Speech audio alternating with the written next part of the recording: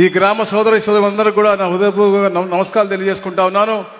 ఈరోజు మన గ్రామానికి ప్రతి ఒక్క ఇంట్లో పెద్ద కొడుకుగా ఉంటాను. ఈ రాష్ట్ర భవిష్యత్తు కోసం, అలాగే కుటుంబ భవిష్యత్తు కోసం తప్పకుండా కుటుంబంలో ఒక పారిశ్రామికవేత్తను తయారు చేస్తానని చెప్పే లక్ష్యంతో అహర్నిశలు కృషి చేస్తున్నటువంటి మన గౌరవ ముఖ్యమంత్రి గారు ఈరోజు మన గ్రామం రావడం నిజంగా చాలా సంతోషం. అందరూ కూడా గట్టిగా చప్పట్లు కొట్టి స్వాగతం పలకాల్సిందిగా కోరుతా ఉన్నాను.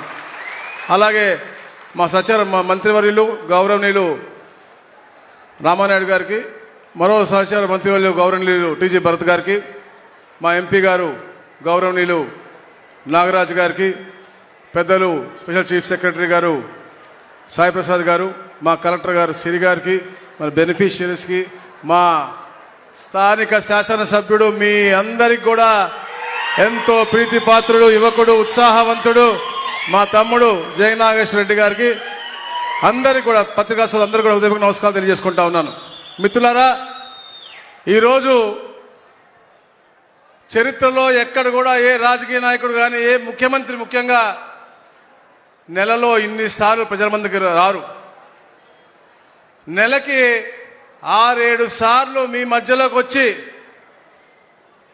వారి యొక్క ఆకాంక్ష ఏదైతే ఈ రాష్ట్రాన్ని అగ్రస్థానం తీసుకెళ్లాలో మీ అందరికీ కూడా తెలియజేయాలి. అలాగే మరీ ముఖ్యంగా 14-19లో ఈ రాష్ట్రాన్ని పునర్నిర్మించాలి, ఏదో విభజన జరిగిందో దాన్ని నిర్మించాలనే లక్ష్యంతో కష్టపడ్డారో, 19లో కొందరు దొంగలు వచ్చి దొంగ మాటలు చెప్పి గద్దెనెక్కి ఈ రాష్ట్రాన్ని 30 సంవత్సరాలు వెనక్కి తీసుకెళ్ళిపోయారు. ఈ రాష్ట్రాన్ని మళ్ళా పునర్నిర్మించాలి, తప్పకుండా ఒక సుపరిపాలన ఇస్తాను అని చెప్పేసి ఒక ఏదైతే మాట చెప్పారో ఆ సుపరిపాలన ఇచ్చే విధి విధానాన్ని కూడా క్షేత్రస్థాయిలో అమలు తీరు చూసుకుంటూ పర్యవేక్షించుకుంటూ ఇంకా మెరుగ్గా ఎలా చేస్తే బాగుంటుందో చూసుకోవడం కోసం మీ మధ్యనే తిరుగుతున్న గొప్ప నాయకులు చంద్రబాబు నాయుడు గారు. ముఖ్యంగా ఈరోజు రెవెన్యూ మీద ఈ మీటింగ్ మీకు తెలుసుకోవాలి. అన్ని రాజకీయం మొత్తం కూడా నేను చెప్పను, ఎందుకంటే చెప్పాలని చాలా ఉంది, కానీ అంత సమయం కూడా మనకు లేదు. గౌరవ ముఖ్యమంత్రి గారు ప్రమాణ స్వీకారం చేసిన తర్వాత జూన్ 13న 5 అంశాల మీద సంతకాలు పెట్టారు. మొట్టమొదటిది డిఎస్సి. తప్పకుండా ఈ గ్రామంలో ఉన్న యువతకు ఉపాధి కల్పిస్తా అన్నారు. 16,000 పైచిలకు మందికి డిఎస్సి ఇచ్చి వాళ్ళ కుటుంబం అంతా కూడా భోజనాలు పెట్టి మరీ వారికి సర్టిఫికేట్ ఇచ్చిన పరిస్థితి. రెండోది, మీ ఆస్తులు హరించే విధంగా అయితే ల్యాండ్ టైటిలింగ్ యాక్ట్ ఉందో దాన్ని రద్దు చేస్తా అని చెప్పారు, దాన్ని రద్దు చేశాం. మూడోది, పెన్షన్లు. పేదల కుటుంబాల్లో అందరిలో కూడా ఎవరు కూడా ఇబ్బంది పడకూడదన్న లక్ష్యంతో 3,000 రూపాయల పెన్షన్ 4,000, 10,000, 15,000 చేసిన ఘనత గౌరవ ముఖ్యమంత్రి గారిది. అలాగే ఏదైతే మనకి నైపుణ్య గణన, ఇట్లా అన్ని కాన్సెప్ట్లు కూడా తప్పకుండా క్షేత్రస్థాయిలో అమలు చేయాలనే లక్ష్యంతో ఇవన్నీ కూడా చేసుకుని అమలు చేసిన గొప్ప నాయకులు చంద్రబాబు నాయుడు గారు. మరి ముఖ్యంగా 2019-24లో ఏదైతే అప్పుడు ముఖ్యమంత్రి ఉన్నాడో ఈ రాష్ట్రంలో ఈ యొక్క రీసర్వే కార్యక్రమం ఏదైతే 2008లో నేషనల్ ప్రోగ్రామ్గా స్టార్ట్ అయిందో, ల్యాండ్ రికార్డ్స్ మోడర్నైజేషన్ ప్రోగ్రామ్ అనేది ఏదైతే ఉందో, అప్పుడు ఆంధ్రప్రదేశ్ దాన్ని కలిపితే 2016లో దాన్ని digital India land records modernization ప్రోగ్రామ్గా దాన్ని మార్చి అప్పుడు కూడా ముఖ్యమంత్రిగా చంద్రబాబు నాయుడు గారు ఉంటే 2017-18లో దానికి 32 కోట్ల రూపాయలు ఇచ్చి ఈ కార్యక్రమం మొదలైంది. కానీ వీళ్ళేమంటారు, రీసర్వే మేము చేశాం, మీరు ఇన్సెంటివ్ చేశారు, తీసుకున్నారా అని అడుగుతారు. తీసుకుంటున్నారు కదా అంటారు. నేను ఒకటే అడుగుతా ఉన్నాను, 2019లో మీరు రీసర్వే స్టార్ట్ చేసి ఉంటే 2024 దాకా ఎందుకు పూర్తి చేయలేదు అని అడుగుతా ఉన్నాను. 6,688 గ్రామాలు మేము చేశాము అంటున్నారు, కానీ పాస్బుక్లు కూడా ఇచ్చింది 6,700 గ్రామాల్లో, అది కూడా అన్ని తప్పులు కడక వారికి కావాల్సినటువంటి. ఎందుకు అంటున్నాను అంటే రెవెన్యూలో ఇక్కడ 5-6 అంశాలు ఉన్నాయి. పాస్బుక్ ఒకటి అంశం అయితే 22A ఒక అంశం, రీసర్వే ఒక అంశం అయితే బౌండరీ రాళ్ళు ఒక అంశం, మరి ముఖ్యంగా టైటిలింగ్ యాక్ట్ అనేది మరి ఒక అంశం. ఈ రీసర్వేని వారు ఆయుధంగా వాడుకుని మీ యొక్క హక్కుని హరించే విధంగా ఈ టైటిలింగ్ యాక్ట్ని క్రియేట్ చేశారు. లేకపోతే 5 సంవత్సరాలు పడుతుందా అని నేను అడుగుతా ఉన్నాను. 4,700 గ్రామాలకి రీసర్వే చేసి పాస్ పుస్తకం 5 సంవత్సరాలు పడుతుందా అడుగుతా ఉన్నాను. మేము ఈ రోజులో అప్పుడు చేసిన తప్పులన్నీ కూడా రెక్టిఫై చేసి గ్రామ సభలు పెట్టి రెవెన్యూ సదస్సులు పెట్టి ఎక్కడెక్కడ సమస్యలు ఉన్నాయో తెలుసుకుని ఈరోజు 90% కరెక్ట్ చేసి మేము ఇచ్చాం. ఇంకా 100 బుక్కులు ఈ గ్రామంలో మిగిలినాయి అంటే అవి కూడా జాయింట్ ఎల్పిఎం అని చెప్పేసి వాళ్ళు చెప్పారు. ఎందుకంటే జాయింట్ ఎల్పిఎంకి మేము ఫ్రీగా కూడా సర్వీస్ ఇస్తా ఉన్నాం. అది మీకు అవగాహన లేక మీకు చేసుకోలేదు. ఈ రోజు కూడా చేసుకోవచ్చు. మీ గ్రామ సభ నాయకులు బ్రహ్మాండంగా ఎక్స్ప్లెయిన్ చేశారు ఎలా చేస్తా ఉన్నామో. అది కూడా తెలుసుకుని చేసుకోవాలని చెప్పి తెలియజేస్తా ఉన్నాను. ఇక్కడ ల్యాండ్ టైటిలింగ్ యాక్ట్ ఉంది.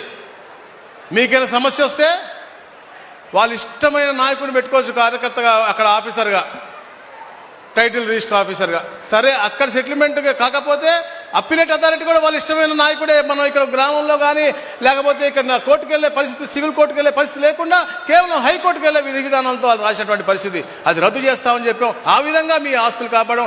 అదే విధంగా ఈరోజు పెద్దలు చెప్పారు అందరూ కూడా 14 భద్రతా లక్షణాలు కలిగినటువంటి పాస్బుక్ మీకు రాజముద్రతో ఈరోజు ఇస్తా ఉన్నామంటే అది మన ముఖ్యమంత్రి గారు చిత్తశుద్ధి అని చెప్పి తెలియజేస్తాను. ఎందుకంటే గతంలో వారికి ఉన్న ఫోటో పిచ్చి, అలాగే వారికి ఉన్నటువంటి డిఫరెంట్ ఆలోచనలతో మన పాస్బుక్ల మీద వాళ్ళ ఫోటో ఎందుకండి?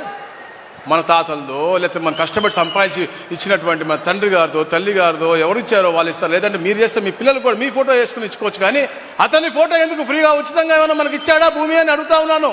మన సర్వహద్దు రాళ్ల మీద అతని ఫోటో ఎందుకు అని అడుగుతా ఉన్నాను. మీ సొమ్ము 700 కోట్ల రూపాయలు ఖర్చు పెట్టి సరిహద్దు రాళ్లు కావాలా మనకి? అట్లాంటి దురాలోచనతో ఈ కార్యక్రమాలు చేసే ఇవన్నీ కూడా కడుక్కోవడానికి మాకు ఇంత సమయం పడుతుంది. 18 నెలల్లో 18 కార్యక్రమాలు అద్భుతంగా చేసిన ముఖ్యమంత్రి గారికి రెవెన్యూలో ఎందుకు చేయలేకపోతామంటే సమయం పడతా ఉంది. 14 భద్రతా లక్షణాలతో మరి ముఖ్యంగా మీ అన్ని కూడా రెక్టిఫై చేసి ఎక్కడ కూడా సమస్యలు ఉండకూడదు.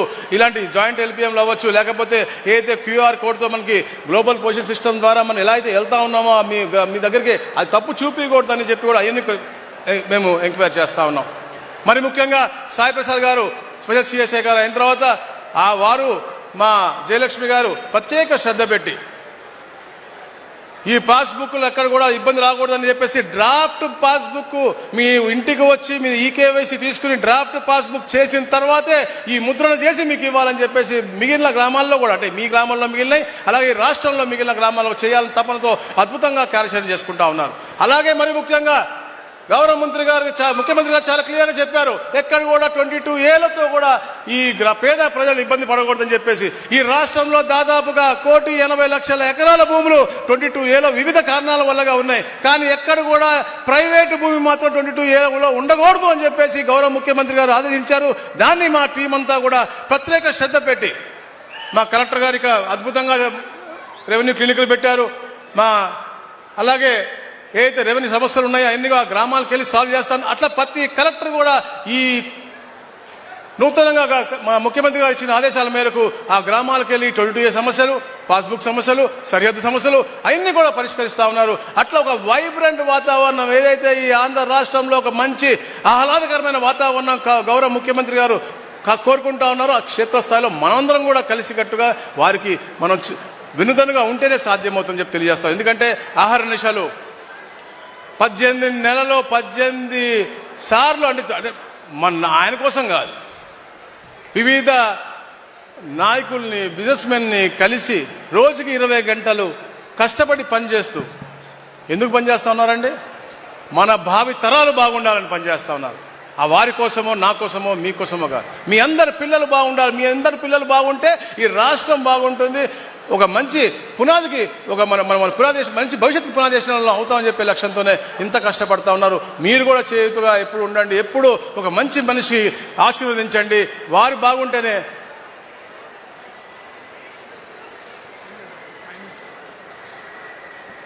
బాగుంటేనే ఈ రాష్ట్రం బాగుంటుంది, రాబోయే తరాలు బాగుంటాయని తెలియజేసుకుంటూ ఒక అద్భుతమైన కార్యక్రమానికి మీ గ్రామంకి రావడానికి నిజంగా నా అదృష్టంగా భావిస్తూ సెలవు తీసుకుంటాను. థ్యాంక్ యూ, ధన్యవాదాలు. ఇప్పుడు ఆంధ్రప్రదేశ్ రాష్ట్ర జలవనరులు నీటిపారుదల శాఖ